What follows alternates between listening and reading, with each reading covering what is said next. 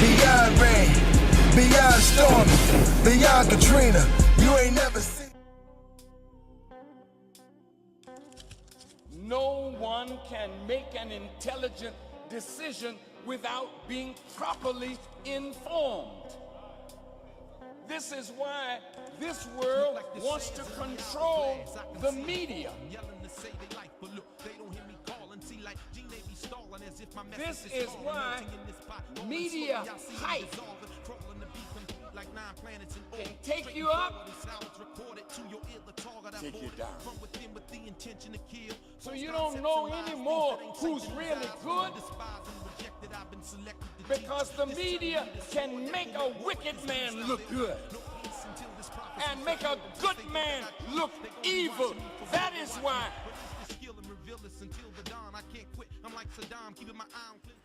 Assalamu alaikum. You are watching the latest edition of the Final Call News Hour. I am your host, Herman Mohammed, and we're going to get right into it today. We have some powerful stories for you. It's glad to see you. We're going to come right out of volume number 33. It's the first issue, number 8, which reads, A Mother's Agony. A state trooper fired shots at a mother in her van with 5 children after a traffic stop dispute. But the troubling episode involving Oriana Farrell isn't unique. Black women suffer from police abuse and misconduct much too often, say activists and analysts. Again, this is the latest edition of the Final Call News Hour, and that's the latest edition of the Final Call newspaper that you can visit at www.finalcall.com.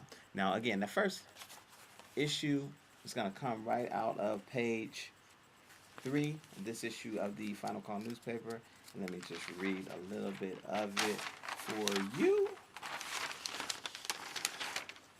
And it's written by our sister Starla Muhammad, who's the assistant editor of the Final Call newspaper, and she could be reached at simply Starla23 via Twitter. And it starts out, Oriana Farrell, 39, was pulled over for speeding, but the encounter almost turned deadly on a highway near Taos, New Mexico. A state trooper broke her window with a baton. Another trooper fired as the panicked Memphis mother drove away from him. Her 5 children, ages 6 to 18, were in the van. Now, police say she argued about paying the ticket, leaving the scene before the trooper was finished. Stopped the second time, footage shows a trooper pulling her out of her vehicle. The screams of children inside the van can be heard. The woman's 14-year-old son approaches his mother and the officer. A brief scuffle between he and the officer ensues, and the officer pulls out his taser. The teen retreats into the van. Now, we always know, I'm a photographer, and a picture is worth 1,000 words, but a video is worth even more. So I just want to show you this video of this footage, and then we'll come right back and talk about it. Again, this involves our sister Oriana Farrell.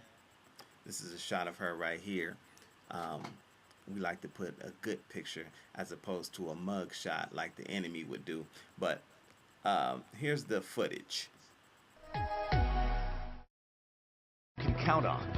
Police officers shooting at a minivan full of children do not face criminal charges, and the district attorney says there's a good reason why not. KOAT Action 7's Port Alana Grimstad has new details in an investigation that is getting national attention.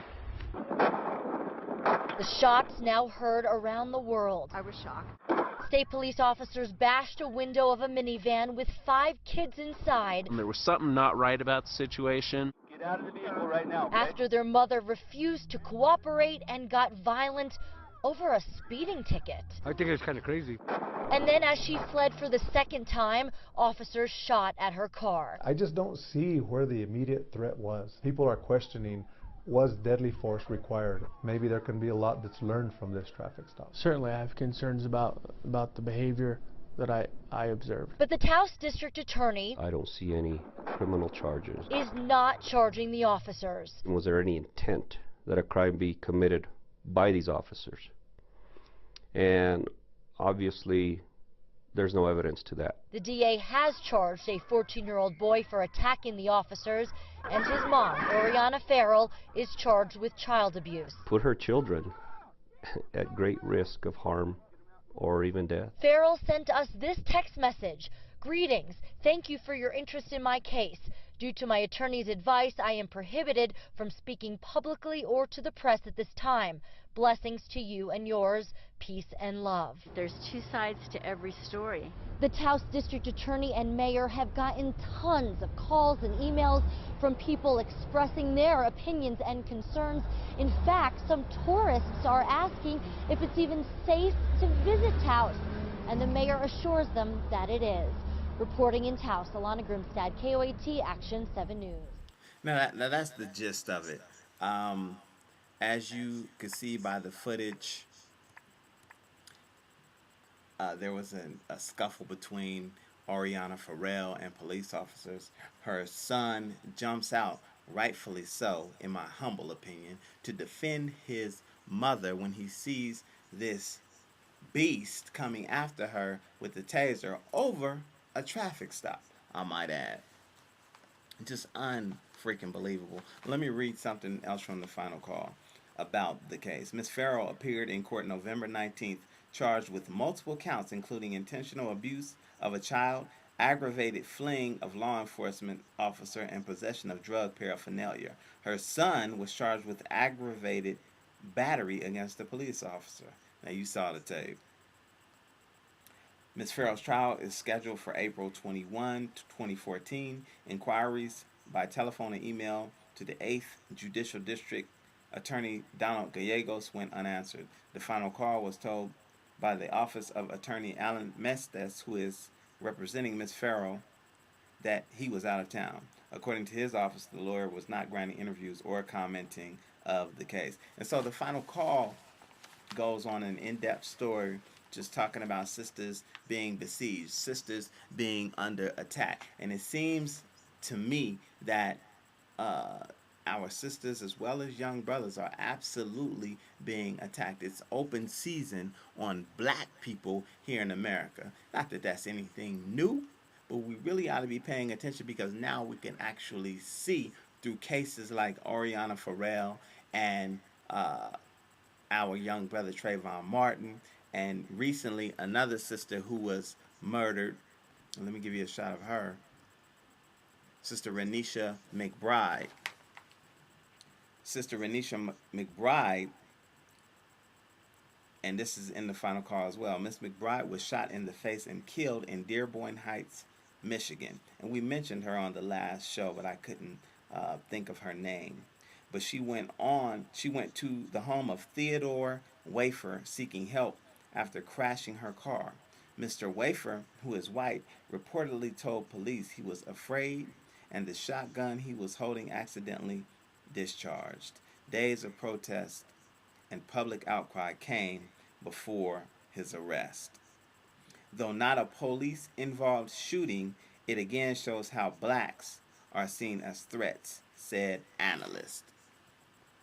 Again, that's Sister Renisha McBride, may Allah be pleased with her, who was murdered at the hands of a white man when she went to his home after a car accident to get help. And what happens is, in these cases, particularly with these sisters and with the brothers Trayvon Martin as well, is there's this thing, and the final call writes about that as well, of blaming the victim. When Renisha McBride goes to this person's home and she's murdered, they point out that she has alcohol on her breath, possibly marijuana in her system. When Trayvon Martin was murdered, they tried to do the same thing. They tried to blame the victim, showing him in earlier times where he was high or smoking weed or things of that nature. And with the case of Sister Oriana Farrell, they did the same thing. They charged her with drug paraphernalia, but in endangering her children because of some substance. But the reality is, black women, black men, black boys, black girls are being attacked in this country. And it's because there's a lack of respect, in my humble opinion, for black life. And so, you know, you're only going to get this type of footage in the Final Call newspaper, the biggest, baddest, blackest, boldest newspaper on the planet. And so I want you to definitely pick up this issue, A Mother's Agony. And you can pick it up from any one of your mighty FOI on the streets of any major city in America, or if you're in the Denver metropolitan area, you can come to the baddest barbershop in the land, Supreme Style Barbershop, and pick up the latest edition of the Final Call. Now, that's a really good PSA for brothers and sisters in this country, man, and it's really a warning and really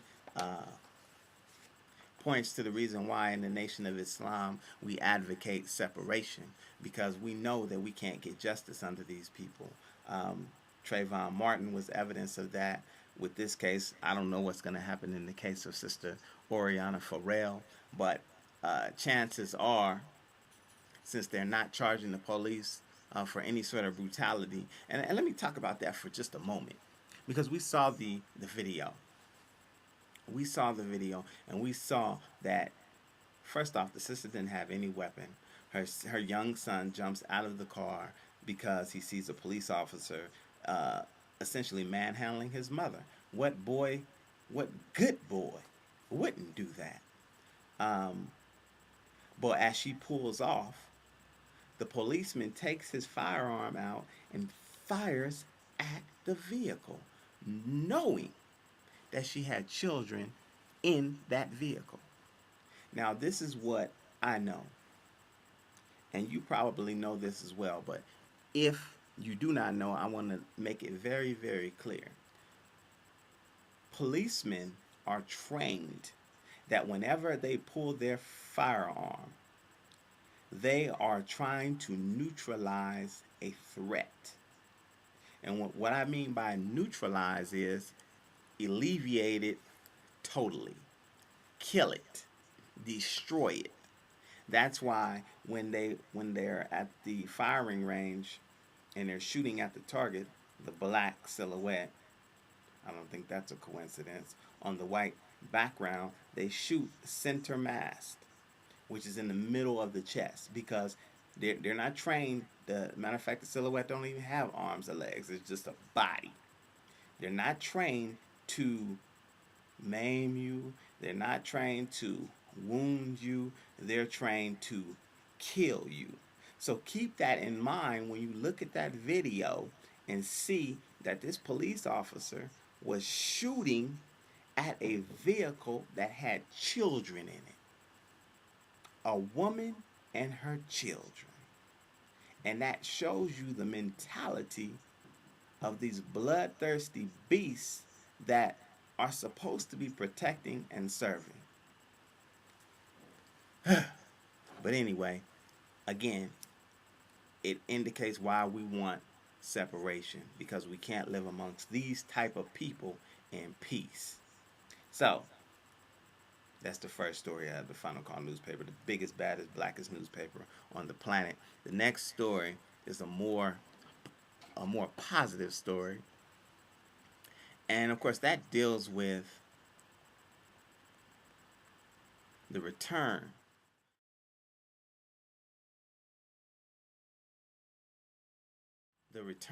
of the Honorable Minister Louis Farrakhan. And this is volume number 33, issue number 9. And it reads, Farrakhan's return. Nation of Islam minister delivers powerful message and warning in Indianapolis. Give peace with Iran a chance and avoid war that opens way to America's destruction. Thousands welcome the Honorable Minister Louis Farrakhan back at Indiana Convention Center. All praise is due to Allah. And this story, of course, appears on page 2, this edition of the Final Call newspaper. And let me read it for you, just a little bit of it. Well, I'll start on page 3. And this article is written by Brother Ashad Muhammad, the assistant editor, who could be reached on Twitter at Ashad M. And that's spelled ASHAHEDM. Looking and sounding strong. First of all, let me read the title of the article. Farrakhan, seek peace or face destruction. Nation of Islam minister warns President Obama's attempted peacemaking with Iran should not be derailed. Looking and sounding strong while standing and speaking for 2.5 hours, the Honorable Minister Louis Farrakhan delivered a powerful and passionate message with warnings to President Barack Obama, his opponents, the U.S. government, and recalcitrant and troublesome Zionist element within the Jewish community. Welcome to the Indianapolis Convention Center podium with a standing ovation from a crowd of nearly 5,000 people. Minister Farrakhan showed the world he is recovering well from an early October heart attack and subsequent bacterial infection. The health issues caused the minister to cancel speaking engagements over the past month, including a keynote address at the Holy Day of Atonement gathering in Tuskegee, Alabama, to commemorate the 18th anniversary of the Million Man March. This is a quote from the minister. I have to tell you how grateful I am to Allah, to Almighty God Allah, because I've had several run-ins with the angel of death. But I've got my mission and I'm on my job until God calls me in. What a beautiful man. Let me give you another picture of the Honorable Minister Louis Farrakhan, standing strong at 80 years old. And again, this message took place in Indianapolis, Indiana, under the hosted by our student minister there, Brother Nuri Muhammad, and it was a beautiful meeting. And the minister, of course, sounded strong and was strong as always, and delivered a very, very powerful message. And I won't piece the minister's message apart. I would rather you do that by going to www.noi.org, and you can watch it in the archived webcast there. But needless to say, it was a beautiful thing. The minister revealed some health issues that he's had. He had a heart attack in early October, but there was no damage done to his heart. But he had a subsequent bacterial infection, as the article states, and that caused him to miss the Holy Day of Atonement, which was covered down magnificently by student assistant minister Ishmael Muhammad. And so that was it was a beautiful event. And the 3-year economics savings program, or not the 3-year economic, but the economic blueprint, was launched at that time. Muhammad's economic blueprint, ending poverty and want, which requires that we donate a nickel a day times 16 million of our working class people, and in a year's time we'll have $291 million to buy farmland and to do other things of that nature, really to set us on the path of economic freedom. And so if you have not done that, you need to go to, let me give you the web address here, www.economicblueprint.org, and donate online. If you don't have a computer, if you're in the Stone Age, which it would be a real problem because you couldn't be watching this broadcast right now, you can mail your money. You can make a check or money order payable to Muhammad's Economic Blueprint and mail your donation to Muhammad's Economic Blueprint, care of Seaway Bank and Trust Company. Attention, Cheryl Lynn Russell, P.O. Box 19522, Chicago 60619. And so if you haven't done that, please jump on that, man, and let's build a future for ourselves. The Honorable Minister Louis Farrakhan, like I said earlier, was looking strong and sounding strong, and it just was a sight for sore eyes. And we had not heard from him in, I think it was 3 months. It also indicates, his return, of course, indicates the return of his weekly series, which happened last night, and you can go on and check out that webcast. and that is the time and what must be done. And again, you can go to www.noi.org/the time, and you'll see it as soon as you jump on www.noi.org and click on it. Or if you're on YouTube, you can watch the Final Calls um, channel on YouTube, which is youtube.com FCNN. So check out the Honorable Minister Louis Farrakhan, and if you have not seen these messages, do me a favor. No, as a matter of fact, do yourself a favor and log on and begin to catch up with what the Honorable Minister Louis Farrakhan has been teaching. It's truly been revelatory. It's truly been revelation and revolutionary. The Honorable Minister Louis Farrakhan, and we just thank Allah that he is back. All praise due to Allah. Another beautiful picture of our minister. In case you didn't get that information, here it is again. Farrakhan is back. The time and what must be done. NOI.org, the time, or youtube.com/FCNN. So check out our beloved minister. The last thing I want to talk about before we run up out of time is we're mourning a truly revolutionary personality in the passing of our brother Nelson Mandela, the former president of South Africa. He died in his home just a couple of days ago at the tender age of 95, and he was truly, truly a revolutionary. Nelson Mandela. Our thoughts go out to his family. Our prayers go out to the people of South Africa. When you think of South Africa, as Brother Student Minister Ishmael Muhammad said this morning during the webcast, the national webcast, you think of Nelson Mandela. And the Nelson Mandela we want to remember is the fearless freedom fighter who went to prison for 27 years because of the horrors of apartheid that this government, this very government that we live under at this very moment, supported for such a long time. There are those who diss the conciliatory Nelson Mandela because he got out of prison and he later became the first black president of South Africa. And there are those who thought that Brother Mandela, in a way betrayed the revolution. But I don't think that anything could be further from the truth.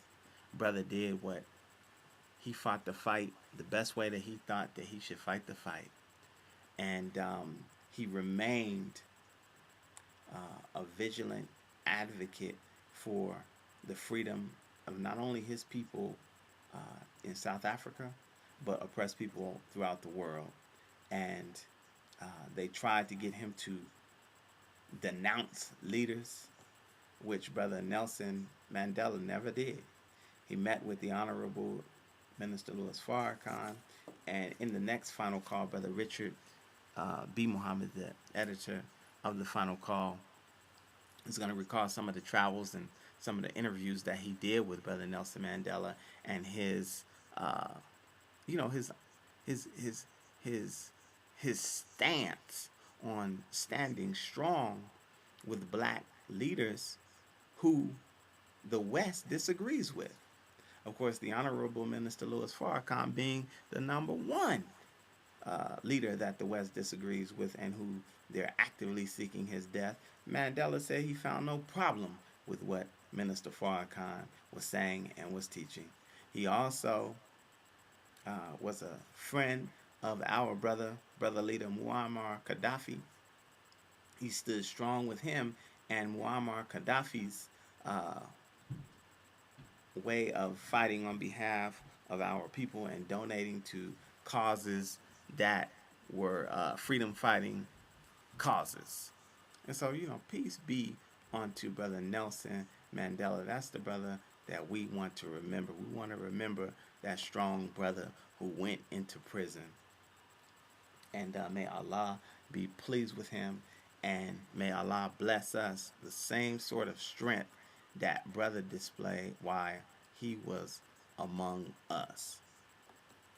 And so we just wanted to stop in, man, and share some of those stories. Again, pick up the latest Final Call 33 number 9, which is the return of Farrakhan's triumphant return. And if you have not picked up the previous issue, A Mother's Agony, pick that up as well. These are both very power-packed editions of the Final Call newspaper. May Allah be pleased with our brother Nelson Mandela. And, you know, study the history, man, and see what our brother was really about. And don't let the media shape your opinion of him.